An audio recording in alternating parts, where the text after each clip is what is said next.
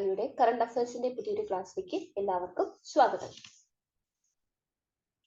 നമ്മൾ ആദ്യം നോക്കുന്നത് UN കൺവെൻഷൻ അഗെയിൻസ്റ്റ് ടോർച്ചർ ആണ്.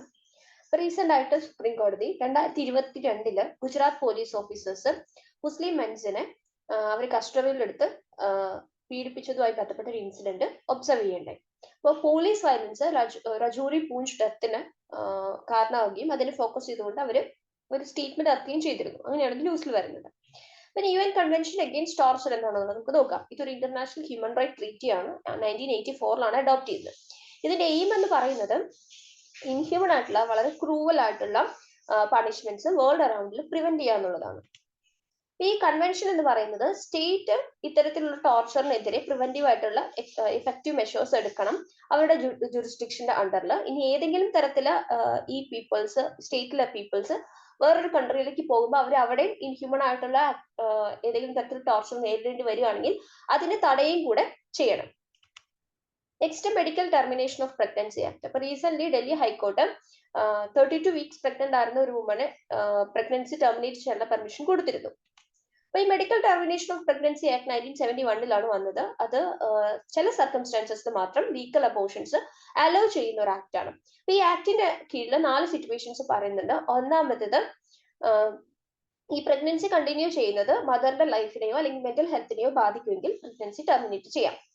Second, if the foetus has any severe abnormalities. ഫീറ്റസിന് ഏതെങ്കിലും രീതിയിലുള്ള സിവിയർ അബ്നോർമാലിറ്റീസ് ഉണ്ടെങ്കിൽ അപ്പോഴും ലീഗൽ അബോർഷൻ സാധ്യമാണ്.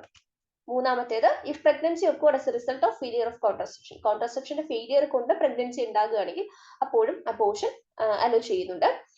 സെക്ഷൽ അസോൾട്ടിന്റെയോ റേപ്പിന്റെയോ റിസൾട്ട് ആയിട്ടാണ് പ്രഗ്നൻസി ഉണ്ടാകുന്നതെങ്കിൽ ആ ഒരു സിറ്റുവേഷനിലും ഈ ആക്ടിന്റെ കീഴിൽ അബോർഷൻ അലോ ചെയ്യുന്നുണ്ട്. Next, artificial intelligence mission. അപ്പൊ ആർട്ടിഫിഷ്യൽ ഇന്റലിജൻസ് മിഷൻ എന്ന് പറയുന്നത് വളരെ സൂൺ ആയിട്ട് നമ്മൾ ഇറക്കാൻ പോകുന്ന ഒരു മിഷനാണ്. അപ്പൊ ഇതിന്റെ ഒബ്ജക്റ്റീവ് എന്ന് പറയുന്നത് കമ്പ്യൂട്ടിംഗ് പവേഴ്സ് AI കൊടുത്തിട്ട് അത് ഇന്ത്യയിൽ അത് യൂട്ടിലൈസ് ചെയ്യാന്നുള്ളത്. ക്രിട്ടിക്കൽ സെക്ടേഴ്സ് ഉള്ള അഗ്രികൾച്ചർ, ഹെൽത്ത് കെയർ, എഡ്യൂക്കേഷൻ, അതുപോലെ സ്റ്റാർട്ടപ്പ് സർവീസസിലൊക്കെ AI ടെക്നോളജി ഉപയോഗിക്കുക. അപ്പൊ ഇത് ഏത് മിനിസ്ട്രിയുടെ അണ്ടറിലാന്ന് വെച്ചാൽ ministry of electronics and information ടെക്നോളജിയുടെ അണ്ടറിലാണ് ഇത് വരുന്നത്. നെക്സ്റ്റ്, കാർപൂരി തക്കൂർ. അപ്പൊ ഈ സെന്റർ ഭാരത് രത്ന കാർപൂരി തക്കൂറിന് കൊടുക്കണം എന്നുള്ളൊരു തീരുമാനത്തിലേക്ക് എത്തിയിട്ടുണ്ട്. അവരത് അനൗൺസ് ചെയ്തിട്ടുണ്ട്. അപ്പൊ ഇദ്ദേഹമാണ് കാർപൂരി തക്കൂർ. ഇദ്ദേഹം ആരാണ് നമുക്ക് നോക്കാം. അപ്പൊ ഇദ്ദേഹം ഒരു ഫോമർ ചീഫ് മിനിസ്റ്റർ ആണ് ബീഹാറിന്റെ. അപ്പൊ അദ്ദേഹത്തിന്റെ ബർത്ത് സെഞ്ചുറി ഇയർ എന്ന് പറയുന്നത് ജൻ നായക് എന്നും കൂടെ അദ്ദേഹം അറിയപ്പെടുന്നുണ്ട്. ലീഡർ ഓഫ് പീപ്പിൾ എന്നുള്ള അർത്ഥം. അപ്പൊ അദ്ദേഹം ഷോർട്ട് ടെന്യൂറിലേക്ക് വേണ്ടി 2 തവണ ചീഫ് മിനിസ്റ്റർ ആയിരുന്നു. പക്ഷെ റാഡിക്കൽ പോളിസി ഡിസിഷൻസ് കാരണം അദ്ദേഹം റെസിഗ്നേറ്റ് ചെയ്യപ്പെട്ടു.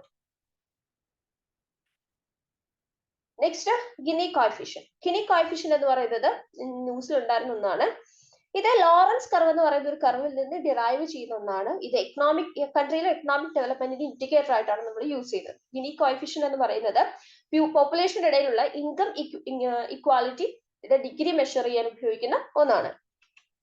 ഈ ഗിനി കോഎഫിഷ്യന്റിന്റെ വാല്യൂ എന്ന് പറയുന്നത് 0 മുതൽ 1 വരെ വരാം. 0 എന്ന് പറയുമ്പോൾ പെർഫെക്റ്റ് ഇക്വാലിറ്റി, 1 എന്ന് പറഞ്ഞാൽ പെർഫെക്റ്റ് ഇൻഇക്വാലിറ്റി. അപ്പൊ ഗിനി കോഎഫിഷ്യന്റ് 0 എന്ന് പറഞ്ഞു കഴിഞ്ഞാൽ everyone has same income, എല്ലാവർക്കും സെയിം ഇൻകം ആണ്. പക്ഷെ കോഎഫിഷ്യന്റ് 1 എന്ന് പറഞ്ഞു കഴിഞ്ഞാൽ single individual receive all the income, ഒരു ഇൻഡിവിജ്വലിനാണ് കൂടുതൽ ഇൻകം കിട്ടുന്നതെന്ന് പറയാൻ പറ്റും. Next, Vaibhav fellowship scheme. അപ്പോൾ ministry of science and technology Indian diaspora, അബ്രോഡിലുള്ള ഇന്ത്യൻ ഡയസ്പോറയ്ക്ക് വേണ്ടിയിട്ടാണ് ഈ വൈഭവ് ഫെലോഷിപ്പ് സ്കീം ഇൻട്രൊഡ്യൂസ് ചെയ്തത്. ഈ ഫെലോഷിപ്പ് എന്ന് പറയുന്നത് നോൺ റെസിഡന്റ് ഇന്ത്യ NRIക്ക് വേണ്ടിയിട്ടാണ്, NRI റിസർച്ചേഴ്സിന് വേണ്ടിയിട്ടാണ്. അപ്പോൾ 1 മന്ത്, മിനിമം 1 മന്ത് അല്ലെങ്കിൽ മാക്സിമം 2 മന്ത് ഒരു ഇയറിൽ റിസർച്ച് ഇൻസ്റ്റിറ്റ്യൂഷൻസിലോ അല്ലെങ്കിൽ അക്കാദമിക് ഇൻസ്റ്റിറ്റ്യൂഷൻസിലോ ഇന്ത്യയിൽ വർക്ക് ചെയ്യാൻ വേണ്ടിയിട്ടാണ് ഈ ഫെലോഷിപ്പ്. അപ്പൊ ഇത് ഈ ഫെലോഷിപ്പിന്റെ ഡ്യൂറേഷൻ 3 വർഷമാണ്. ഗവൺമെന്റ് ഓഫർ ചെയ്യുന്ന എമൗണ്ട് 37 lakh ആണ് എൻറ്റയർ പീരീഡിലേക്ക് വേണ്ടിയിട്ട്. Next, telecommunication act 2023. Telecommunication act എന്ന് പറയുന്നത് parliament of India Indian telegraph act 1885 replace ചെയ്ത് കൊണ്ടുവന്ന ഒരു ആക്ട് ആണ്. അപ്പൊ ഇതിന്റെ എയിം എന്ന് പറയുന്നത് ടെലികമ്മ്യൂണിക്കേഷൻ സർവീസസിന്റെയും നെറ്റ്വർക്കിന്റെയും ഓപ്പറേഷൻസിന്റെയും ഒക്കെ ഡെവലപ്മെന്റ് എക്സ്പാൻഷൻ ഒക്കെ കൺസോളിഡേറ്റ് ചെയ്യുന്ന ഒരു ലോ ആണ് ഇത്. Next, Odisha to set up a melanistic tiger safari, first of its kind in the world. അപ്പൊ Odisha melanistic tiger safari Similipal tiger reserve Mayurbhanj ഡിസ്ട്രിക്റ്റിന്റെ അടുത്ത് ഇവരത് പ്രവർത്തനം ആരംഭിക്കാൻ പോവുകയാണ്. മെലനിസ്റ്റിക് ടൈഗർ എന്ന് പറഞ്ഞാൽ ഇത്രയേ ഉള്ളൂ. സാധാരണ ടൈഗറിൽ നിന്ന് വ്യത്യസ്തമായിട്ട് അതിന്റെ കളർ കുറച്ച് ഡാർക്ക് ആയിരിക്കും. അത് മെലാനിന്റെ എമൗണ്ട് അവരുടെ ശരീരത്തിൽ കൂടുതലാണ്. അതൊരു തരം ജനറ്റിക് മ്യൂട്ടേഷൻ ആണ്. അപ്പൊ അത് ഇന്ത്യയിൽ വേൾഡിൽ വേറെ എവിടെയും അത്ര ഒരു ടൈഗർ ഇല്ല.